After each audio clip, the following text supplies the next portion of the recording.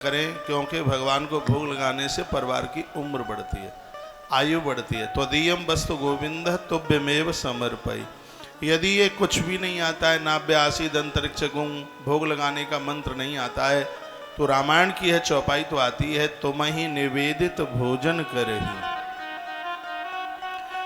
तुम ही निवेदित भोजन करही, तुम ही निवेदित भोजन करही, प्रभु प्रसाद पट भूषण धरही, तुम ही निवेदित भोजन करही, प्रभु प्रसाद पट भूषण धरही, तुम ही निवेदित भोजन करही, प्रभु प्रसाद पट भूषण धरही। तुम ही निवेदित भोजन करे। जो भगवान का भोग लगा करके भोजन करेंगे उनके घर में शांति रहेगी, उनके घर में समर्पण, घर के सब लोग उदार बनेंगे और उनके घर में भगवान रहेगा। ये भोग लगाने की बड़ी महिमा है, उम्र बढ़ेगी, आयु बढ़ेगी। तो ऐसा ग्रंथ में वर्णन किया गया।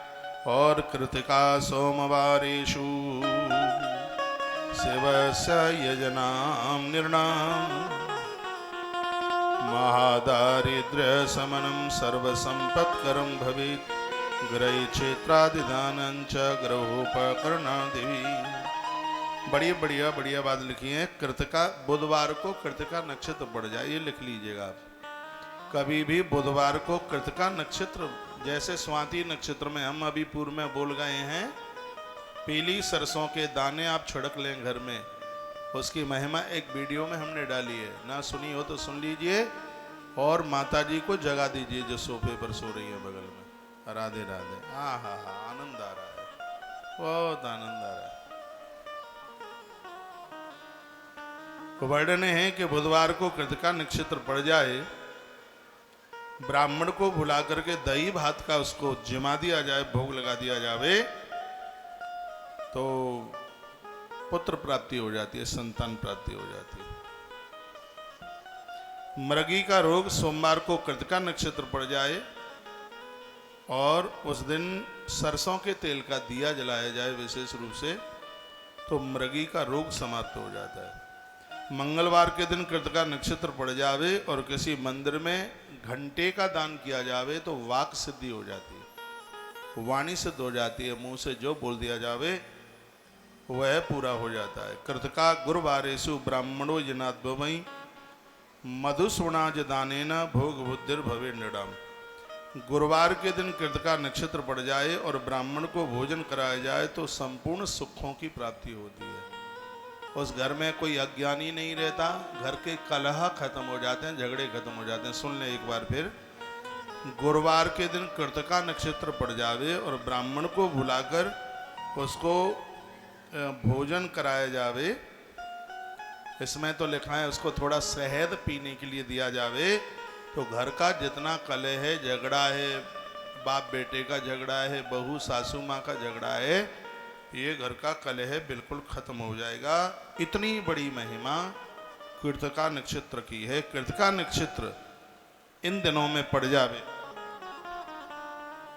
तो ये आनंद हो जाएंगे।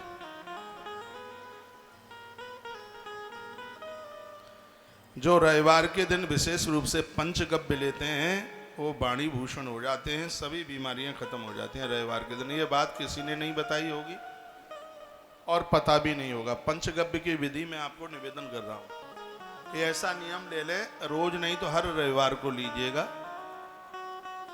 भगवान सूर्य नारायण की कृपा से संपूर्ण रोग रहेंगे नहीं, खत्म हो जाएंगे। हर रविवार को लिखाएं, जो रविवार को पंचगव्य लेते हैं उनके सभी रोग खत्म हो जाते हैं। पंचगव्य किसे कहते हैं? लिखा है गोमयम गोजलम क्षीरम दद्याजम पंचगव्यकम आदिवारे पंचगव्ययी। आदिवार कहते हैं रविवार को। सबसे पहला यदि कोई सप्ताह का दिन है, सबसे पहला कोई बार बना वो रविवार है। इसलिए गिनती सोमवार से नहीं होती है, गिनती शिव महापुराण के अंतर्गत रविवार से, रविवार सोमवार। इसमें आदिवार यानी प्रारंभ का जो दिन है वो रविवार है। आदिवारे पंचगव्य अभिषेको विशिष्यते गोमयम गोजलम क्षीरम दद्दाग्जम पंचगव्यकम। पंचगव्य की ये महिमा है, विशेषता है, यह संपूर्ण बीमारियों को समाप्त कर देता है। रविवार के दिन भगवान शंकर की पूजा करने के तत्पश्चात जो पंचगव्य लेते हैं, आवागमन के चक्कर से वो मुक्त हो जाते हैं।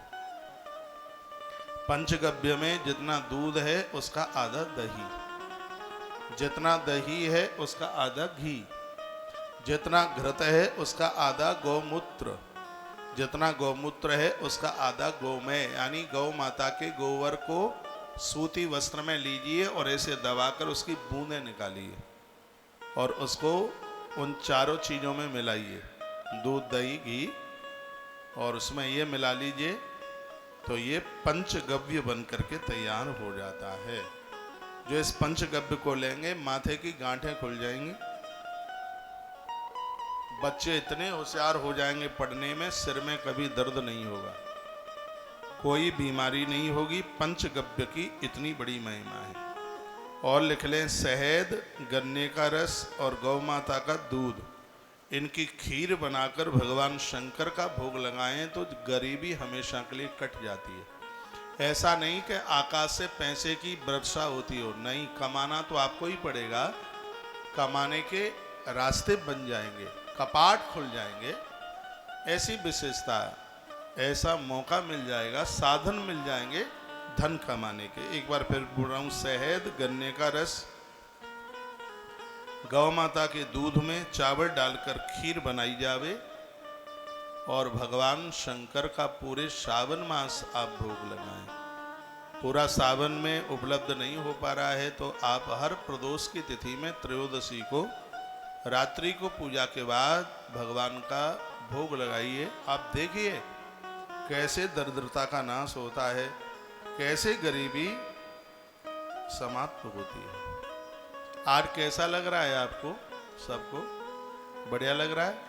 जयकारा लगाइए, बोले बांके बिहारी लाल की जय हो। आज तो टीवी में आपकी भी फोटो ज्यादा दिख रही है।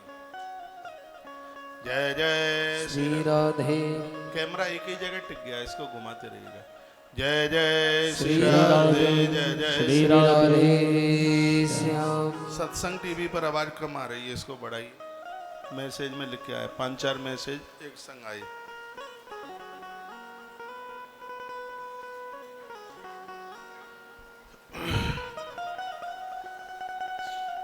आइए अब प्रणव के बारे में वर्णन किया है। प्रणव, ओम को प्रणव कहते हैं। इसकी संधि विच्छेद करें तो कितना अच्छा इसका अर्थ है, प्र, ना और वा, तीनों अक्षरों को मिलाकर के प्रणव बनता है। ये देख लीजिए, प्रणव, ओम को प्रणव कहते हैं। तो इसमें जो प्रणव शब्द है, प्र, ना और वा, इसका क्या अर्थ है? प्र का अर्थ है प्रपंच, और ना का अर्थ है नहीं, और वा का अर्थ है तुम्हें।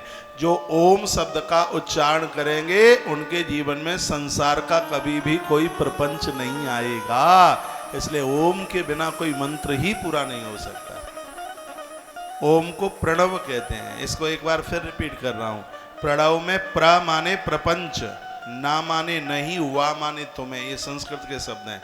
इसलिए संस्कृत पढ़े बिना कोई भी ग्रंथ पुराण की कथा चल ही नहीं सकती।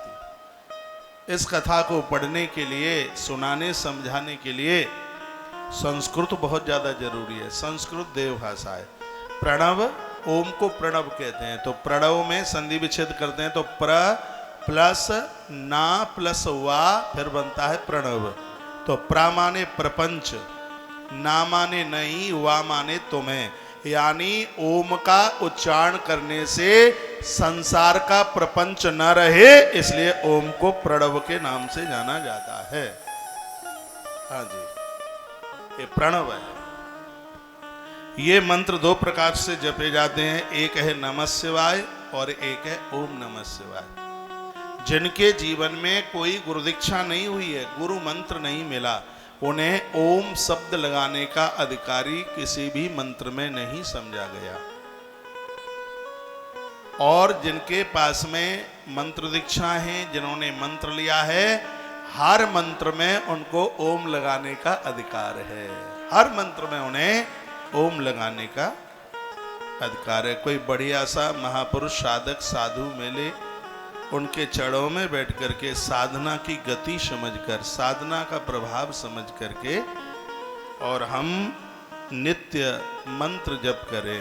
मंत्र का बहुत बड़ा विज्ञान है जो हमारे मन को नियंत्रित करा देता है, वही तो मंत्र है। प्रभु राम जी को भी इस मंत्र की जरूरत पड़ी और उन्होंने दंडकारण्य वन की यात्रा में प्रभु राम जी ने 3 महात्माओं से 3 बातें पूछी। एक महात्मा से चित्रकूट का रास्ता पूछा, एक महात्मा से रहने को स्थान पूछा, तो इस तीसरे महात्मा से भगवान ने मंत्र मांगा निशाचरों को मारने के लिए। बड़ी सुंदर चौपाई है रामायण में। अब सो मंत्र देहु प्रभु मोहि, अब सो मंत्र देहु प्रभु मोहि, जय प्रकार मानहो मुनि द्रोही। अब सो मंत्र देहु प्रभु मोहि, जहि प्रकार मानहो मुनि द्रोही। अब सो मंत्र देहु प्रभु मोहि, जहि प्रकार अभिषेक की बोलो, अभिषेक हो रहा है। अब सो मंत्र देहु प्रभु मोहि, जहि प्रकार मुनि द्रोही। अब सो मंत्र देहु प्रभु मोहि, जहि प्रकार मुनि द्रोही।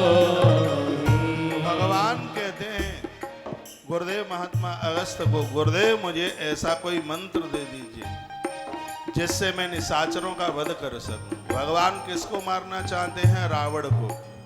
रावण कौन है? मोह ही तो रावण है। हम मंत्र दीक्षा इसलिए लेते हैं क्योंकि हम मंत्र के प्रभाव से मोह रूपी रावण को समाप्त कर डालें, काम के मेघनाद को समाप्त कर दें, अभिमान के अहंकार के कुंभकर्ण को धराशायी कर दें। और गुरु मंत्र में इतना ये बड़ा प्रभाव है, ये सब हो जाता है। तो यहाँ इस ग्रंथ में प्रणव पंचाक्षर मंत्र के महात्म्य का वर्णन किया है। स्थूल और सूक्ष्म दोनों मंत्र आपस में मिलते हैं तो ये षडाक्षर हो जाता है। इसमें स्थूल मंत्र है नमः शिवाय और सूक्ष्म है ओम। ओम नमः शिवाय दोनों आप जोड़ देते हैं तो ये षडाक्षर मंत्र हो जाता है। याद रखिएगा, आप राधा कृष्ण के भक्त हैं तो भी ओम नमः शिवाय जपिए, और आप शंकर के भक्त हैं तो भी ओम नमो भगवते वासुदेवाय या ओम नमो नारायणाय, ये वैष्णव मंत्र है। ओम नमः शिवाय स्मार्ट मंत्र है, इसको जपो। जिनके शंकर इष्ट हैं वह अपने गुरुदेव को बता दें कि हमारे शिवजी इष्ट हैं, तो उनके लिए उनका गुरुमंत्र प्रभावशाली है ओम नमः शिवाय। जिनके राम और कृष्ण इष्ट हैं, भगवान विष्णु इष्ट हैं, तो अपने महाराज को बता दें और उनसे वह मंत्र सुन लें, ओम नमो भगवते वासुदेवाय। उनका यह है गुरु मंत्र, बहुत विशेष है। दोनों मंत्र सुने, दोनों मंत्र जपें, और अपना विशेष रूप से गुरु मंत्र उसे समझें जो जिनका जो इष्ट है। एक बार फिर कहूंगा, रामकृष्ण के पुजारी होते हुए भी महादेव को जपिए और महादेव के पुजारी होते हुए भी रामकृष्ण भगवान नारायण को जपिए, नहीं तो गति नहीं है, नहीं तो फिर कल्याण नहीं है, दिक्कत हो जाएगी। बात समझ में आ रही है? ओम शब्द की संधि विच्छेद करें तो आ प्लस उ प्लस मां और ऊपर अर्धचंद्राकार। इसमें आ शब्द है ब्रह्मा, ऊ शब्द है विष्णु, मां शब्द है रुद्र। अर्ध जो चंद्राकार है वो है आदि शक्ति। जो अर्ध है खाली ऐसे है वो है महेश्वर। जो अंदर जो बिंदु है वो साक्षात ब्रह्म है। ओम शब्द भी 5 चीजों से बना है, 5 चीजों से ओम है। ओम में 5 चीजें, ये धरती पर 5 चीज ओम से प्रकट हुई हैं।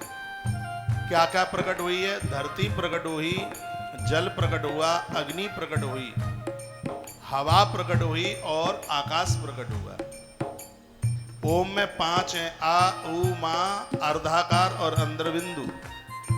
आ से धरती बनी, ऊ से जल बना, मां से अग्नि बनी।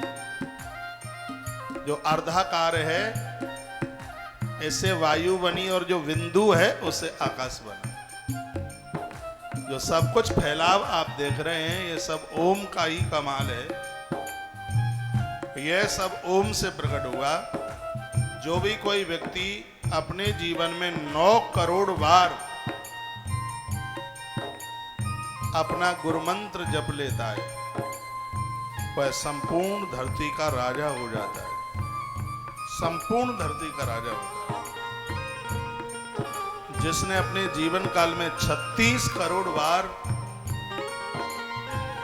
अपने किसी दिव्य मंत्र का उच्चारण कर लिया है उस व्यक्ति को मृत्यु लोक में अपने इष्ट का दर्शन हो जाता है। ऐसे बिल्कुल आमने सामने इष्ट का दर्शन हो जाता है प्रत्यक्ष रूप से। मंत्र में जितने अक्षर हैं उतने लाख का जप हो जावे तो मंत्र अपना प्रभाव दिखाना शुरू कर देता है। जैसे ओम नमो भगवते वासुदेवाय, इसमें 12 अक्षर हैं। जिस समय ये आपका 12 लाख जप हो जाएगा तो मंत्र प्रभावी हो जाएगा, मंत्र अपना प्रभाव दिखाना शुरू कर देगा। और धीमे बजाएं, वह अपना प्रभाव दिखाना शुरू कर देगा। किसी रोगी मरीज को गंगाजल में मंत्र पढ़ के आप दे दोगे तो उसको फायदा मिल जाएगा। और ये 12 लाख जप 1 घंटा आप रोज देते हैं तो बहुत ज्यादा नहीं, 1000 दिन में पूरा हो जाएगा, 3.25 साल में। मुझे तो मेरे गुरुजी से मंत्र मिला, मैंने तो 2.25 साल में 87 लाख जप किया। बहुत बड़ी संख्या होती है 87 लाख। मुझे भी टाइम 1000 दिन का मिला था, लेकिन मैंने टाइम से पहले उसको पूरा किया। दीक्षा लेने के बाद जल्दी से जल्दी उसका 1 पोर्शन पूरा कीजिए। कहीं किसी भी संत महापुरुषों से आपने लिया दीक्षा, हो सकता है आप सबके गुरु लोगों ने ये न बताया हो। और मैं पौराणिक और वैदिक ही बात करता हूँ, फालतू निठुल्ली बातें मुझसे आती नहीं है। मैं बिना प्रमाण के तो श्वास भी नहीं लेता, बातें क्या करूंगा बिना प्रमाण के। कभी कभी गुरु लोग मंत्र तो देते हैं, क्योंकि आज गुरु बनना बड़ा सस्ता है, लेकिन ना तो ये जानकारी होती कि मंत्र कैसे दिया जाता है, ना ये पता है कि जो मंत्र तुम दे रहे हो वो तुमने भी जपा है कि नहीं जपा। जिसका स्वयं में गुरु नहीं है वो कभी किसी का गुरु नहीं हो सकता। जहां से भी मंत्र दीक्षा लेते हैं अपनी गुरु परंपरा का पता लगाइए कि तुम्हारे दादा गुरु कौन है, तुम्हारे बड़दादा गुरु कौन है। साधक पहले उस मंत्र की साधना करता है, और ऐसा भी नहीं होता कि आज हमने कोई गुरु बनाया और कल से मंत्र दीक्षा देना शुरू कर दें, ऐसा भी नहीं होता। मंत्र दीक्षा देने के लिए साधक को अपने गुरु मंत्र के कई पुरुषण करने होते हैं, तब वह मंत्र शिष्य को बहुत प्रभावित करता है। उस मंत्र के द्वारा उसका भजन बढ़ता है, उसकी आराधना, उसकी साधना बढ़ती है। जब किसी गुरु ने उस मंत्र को अपनी साधना बनाया, श्रेष्ठ जप किया हो, और फिर वह मंत्र किसी शिष्य को सुनाया जाए, शिष्य के हृदय के कपाट खोल देता है। मंत्र में बहुत बड़ा आकर्षण होता है, मंत्र में बहुत बड़ा प्रभाव होता है। मंत्र बहुत बड़ा विज्ञान है। हनुमान जी ने तो राम जी को अपने वश में कर लिया। वो 13 अक्षर का नाम जपते हैं रोजाना, त्रयोदशाक्षरी मंत्र। सुमिरे पवन सुत पावन नामो, सुमिरे पवन सुत पावन नामो, अपने बस करे नाथे नामो। सुमिरे पवन सुत पावन नामो, अपने बस करे नाथे नामो। सुमिरे पवन सुत पावन नामो, अपने बस करे नाथे नामो। सुमिरे पवन सुत पावन नामो, अपने बस करे नाथे नामो। सुमिरे पवन सुत पावन नामो, अपने बस करे नाथे नामो। हनुमान जी ने मंत्र के प्रभाव से भगवान प्रभु श्री राम जी को अपना बना लिया।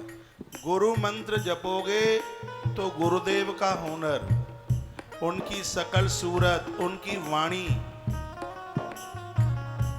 उनकी छवि, उनका चिंतन ऑटोमेटिक शिष्य के हृदय में उतर के आ जाता है। उनके मुख से निकला हुआ मंत्र यदि उसको श्रद्धा से जपा जाए, गुरुदेव से नहीं बनती है, कोई दिक्कत की बात नहीं है। गुरुदेव से भी ज्यादा प्रभावशाली उनका दिया हुआ मंत्र है। धन्य है एकलव्य। गुरुजी ने तो कह दिया था कि मैं दीक्षा नहीं देता। एकलव्य बोल के गया था, गुरुदेव यदि मेरे अंदर श्रद्धा है तो मैं आपसे सब कुछ प्राप्त कर लूंगा। मिट्टी की प्रतिमा झोंपड़ी में बनाकर धनुर्विद्या सीखता। गुरुदेव ने अंगूठा मांग लिया दान में।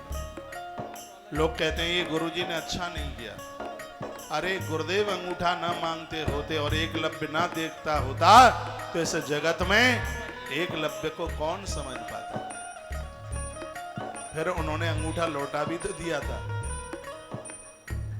ये तो सब कह देते हैं कि अंगूठा काट लिया, मांग लिया, लेकिन ये भी बताना चाहिए एकलव्य का नाम गुरुदेव ने बढ़ाया और गुरुजी शिष्य का नाम ही बढ़ाते हैं। अंगूठा वापस भी कर दिया था एकलव्य। गुरु और शिष्य की जो अंतरंगता है, आत्मीयता है, ये दोनों अलौकिक बाप बेटे, बाप बेटियां हैं। ये संसार के संबंध मरघट तक रहते हैं और गुरु और शिष्य का, और धीमे, गुरु और शिष्य का जो संबंध है वो पारलौकिक संबंध है, वो ऊपर तक जाता है। आनंद की बात यह है कि शिष्य चला जाए पहले और गुरुजी हो धरती पर। एक रूप से गुरु भगवान के दरबार में शिष्य से पहले वहां पर मिलता है, वहां मिलता है, पूरा लेखा जोखा देता है, वो साक्षी बन करके खड़ा होता है कि मेरा शिष्य है और इसने भजन किया। इसलिए मैंने कितनी बार कहा है कि गुरु दीक्षा लेने के बाद जीवन में अद्भुत परिवर्तन होना चाहिए। आज नई उम्र है, युवान शरीर है, सो पता चलता नहीं है, गलत काम होते रहते हैं। नहीं तो सच ये है कि महापुरुषों के चरणों में बैठकर उनसे जुड़ करके अपनी आराधना, अपनी साधना बढ़ाई जाए। और यह जरूरी नहीं है कि दीक्षा 80 साल में ली जाए। 7 वर्ष से दीक्षा का अधिकार शुरू हो जाता है, 7 साल से। गुरुजन तो गढ़ देते हैं। मैंने पूर्व में भी कहा है कि आप अपने बच्चों का विवाह करें, चाहे बेटा हो बेटी हो, उनके गृह सूत्र में बंधने से पहले किसी संत महापुरुष को उन्हें सौंप दीजिए।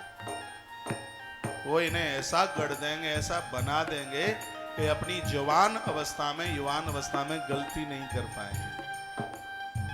यह हुनर संतों के पास है, यह हुनर गुरुजनों के पास है।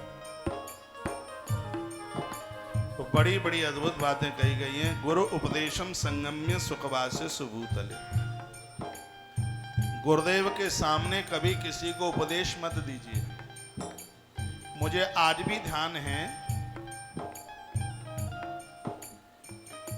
महाराज श्री जी कभी आयोजन में आए होंगे तो हमने तत्काल माइक छोड़ दिया होगा। ऐसा नहीं है कि महाराज जी के आगे बोलने की हिम्मत ना हो, पीछे से कुछ हल्का बोलेंगे, उनके सामने तो जबरदस्त बोलेंगे, क्योंकि करंट उधर से ही आएगा, इसलिए। हाँ, प्रभाव उधर से ही आएगा, इसलिए वाणी रुकेगी नहीं।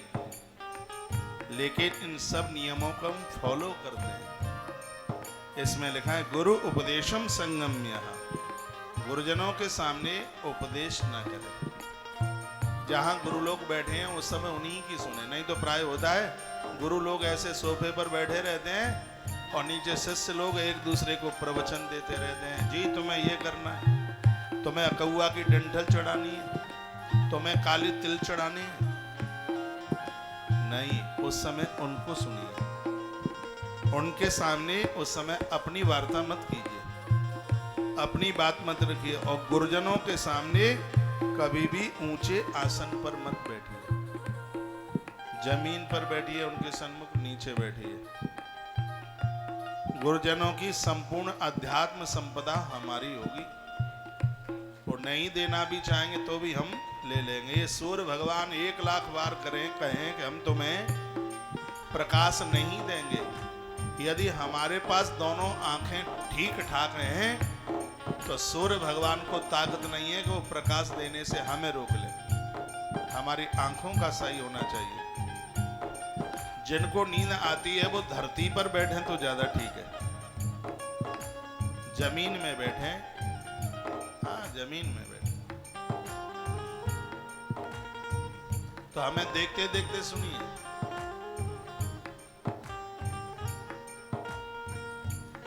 पंचाक्षरम पंचलक्षम जपेच मनुस्मरन। जिनको ओम नमः शिवाय मंत्र मिला है गुरु दीक्षा में,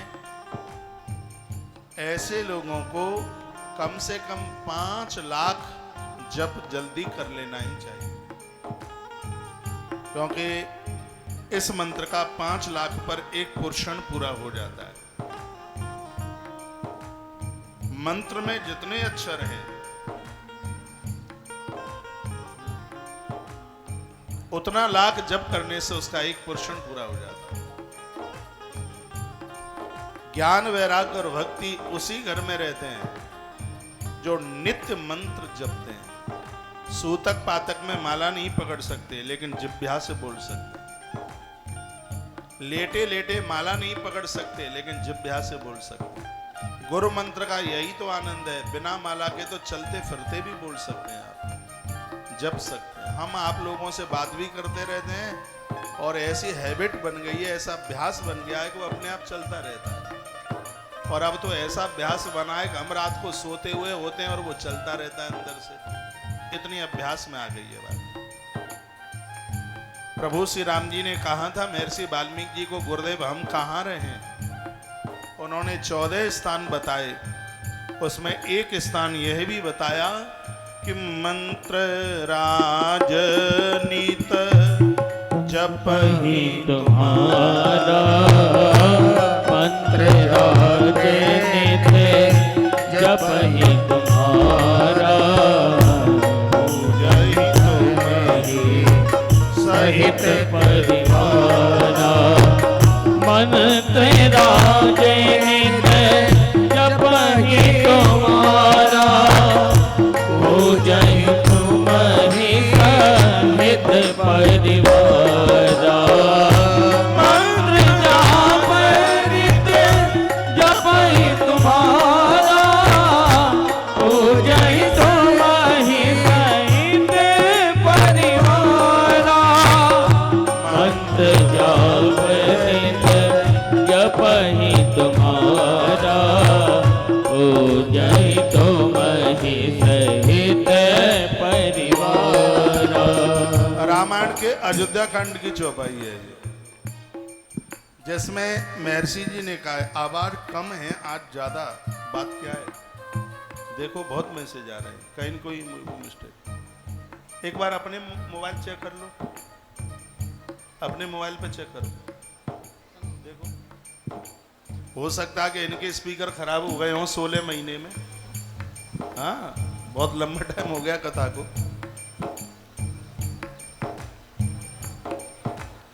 वर्णन किया गया है कि इस समय आपका एक पोर्शन पूरा हो जाता है। होमांते दक्षिणाते यहाँ गुरुर गो मिथुनम दधा। ब्राह्मणों को बुलाइए, हवन यज्ञ कराइए, उन्हें भोजन कराइए और उनको दक्षिणा दीजिए। और आपसे बन जाए तो एक गैया जिसके नीचे बछड़ा हो। ये शिव महापुराण की कथा के बाद की बात कही है। यदि उपलब्ध हो जाए, बन जाए तो एक गाय जिसके नीचे बछड़ा हो, उसके चरण धो करके चरणोदक ले लें। 36 करोड़ तीर्थों का आचमन करने का पुण्य प्राप्त हो जाएगा तत्काल। मुझे बाद में ये ध्यान नहीं रहेगा, ये आप लिख लें, क्योंकि मेरे पास में बातें इतनी होती हैं, ध्यान नहीं रहता। मुझे भी ध्यान उठा देना, ऐसा मैं भी करूँगा।